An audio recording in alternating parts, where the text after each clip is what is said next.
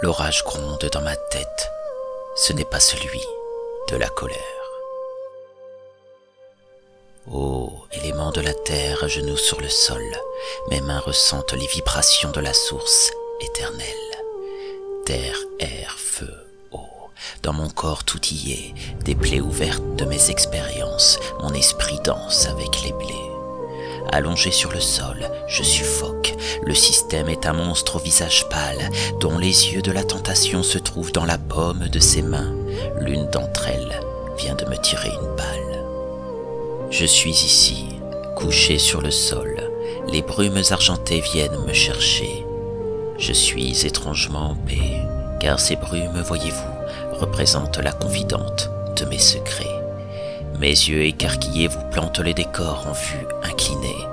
Je suis allongé au pied de l'arbre de mon sang, de ma lignée. Les voix de mes ancêtres bercent mon dernier souffle. Au rythme du vent qui me parle à travers son feuillage, de ma bouche coule un fluide rouge passion, au goût de soufre. L'entité au visage pâle me regarde, souffle sur son canon et arbore un sourire sur son visage. Qui suis-je ? Je suis comme toi, elle et lui. Si mon corps m'a été prêté par le dieu soleil, mon âme est bercée par ma mère, la déesse lunaire. En compagnie des deux astres de ma vie, j'ai fait en sorte de stopper le temps à minuit pile, pour que la lune et le soleil puissent enfin s'embrasser au cœur de mon esprit. Au début de l'histoire, je n'étais qu'un simple écrivain, découvrant les mots, leurs couleurs, leurs formes, leurs âmes. Comme un musicien posant des notes de musique sur une portée, pour ma part j'ai donné des sons aux mots, et je me suis mis à les incanter. Dès lors l'auteur devint un scribe pour les nymphes d'une forêt enchantée. Certains disent qu'il est même devenu le magicien qui écrit la trame des 3 sœurs du destin. Autour de moi la scène semble ralentir. Chronos divise par 3 la durée de la trotteuse du présent. Je perds la vie. Quelle ironie de sa part, toujours allongé sur le sol, ma bouche arbore un sourire. Alors que tout espoir semble se dissoudre dans mon esprit, j'entends le cliquetis de brindilles que l'on écrase. C'est toujours au point culminant du traumatisme que ces sabots claquent. Je le vois à présent, le faune de mon art était caché derrière le tronc d'arbre de ma vie. Il s'avance vers moi, il se moque de moi, ce maudit djinn qui me laisse constamment seul avec mon libre arbitre. Il danse avec arrogance, il tourne autour de moi avec insolence, et d'un claquement de sabots fige le temps. La scène s'arrête. La forme pâle sans visage, le pistolet à la main, fixe la fumée sortir du canon, paralysé par le dieu Pan et ses pouvoirs. Le faune me rejoint sur le sol et s'allonge à côté de moi.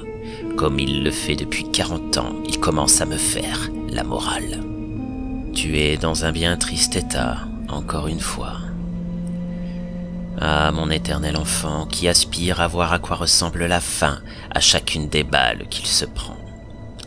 En vérité, je te le dis, si tu n'avais pas libéré le djinn de tes écrits, l'histoire se serait terminée ici. Regardez-moi ça, mesdames et messieurs, regardez le champion que j'ai choisi pour transmettre mon message et exaucer vos vœux. Petit mortel, tu ne me mets même pas en colère, et sais-tu pourquoi ? Car depuis le début, j'ai tout prévu. D'un claquement de mes doigts, comme la pierre d'un briquet, j'ai le pouvoir de rallumer la mèche, mon étincelle. J'ai besoin de tes doigts pour leur écrire que j'existe bien dans le monde féerique de leur esprit. Comme toi, grâce à toi, certains sont même capables de me voir, mon ami. Alors ne reste pas longtemps allongé dans la poussière et reviens à la vie. Du son magique de ses doigts, la balle du visage pâle sort de moi. J'entends de nouveau le bruissement du feuillage de mon arbre. Les brumes argentées semblent se dissiper. C'est maintenant une certitude, je n'ai plus le souffle coupé.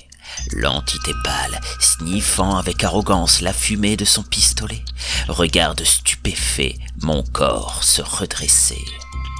Il pointe de nouveau son pistolet vers moi, appuie sur la détente, mais du rire du djinn, Etlek claque des doigts. L'entité en colère jette son flingue par terre et pousse un cri d'agonie devant mon espoir qui l'illumine. Il me charge comme un bouc en colère, l'entité stoppe net devant moi, ses pieds ne touchent plus le sol, ses mains tiennent sa gorge. Au même moment, l'orage gronde comme il y a quelques secondes. Qui suis-je ? Je vais te le dire.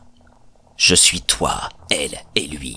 Lorsque la lune me berce et m'inspire, par le soleil, je concrétise. Je suis toi, elle et lui. Par ce triangle de conscience, j'écris les mots qui redonnent vie. Je suis toi, elle et lui. Par le chiffre 3, mes doigts galopent sur le clavier, comme les sabots de Pan. J'irradie ta destinée. Je suis l'homme qui se sacrifie pour sa famille, cette femme qui se bat pour éduquer un fils. Je suis cette petite fille à qui on a volé l'innocence. Je suis ce petit garçon à qui on a menti.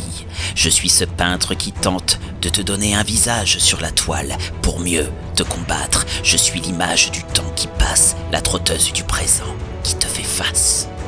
Je suis le magicien qui te redonne l'espoir lorsque tout va mal. Je suis ce petit garçon qui a su garder l'enfant éternel dans son cœur et son âme. Je suis toi, elle et lui. Mon plan se situe dans l'inspiration de l'artiste. Je suis le maître du monde imaginaire. C'est moi qui ai créé les mots de l'esprit. Je suis la déesse mère qui porte la vie et ses supplices. Je suis Dieu le Père qui transforme l'espoir en matière. Je suis à l'image de ma lignée. Le sang véhicule la mémoire de mes ancêtres. Comme dans l'audible du reflet, même dans l'au-delà, je continue d'écrire leur destinée. Aujourd'hui, grâce à toi, je suis l'enfant et l'adulte qui se tiennent enfin la main. Je suis toi, elle et lui. Le grand tout est en nous. Et plus jamais les instruments de la peur ne nous mettront à genoux.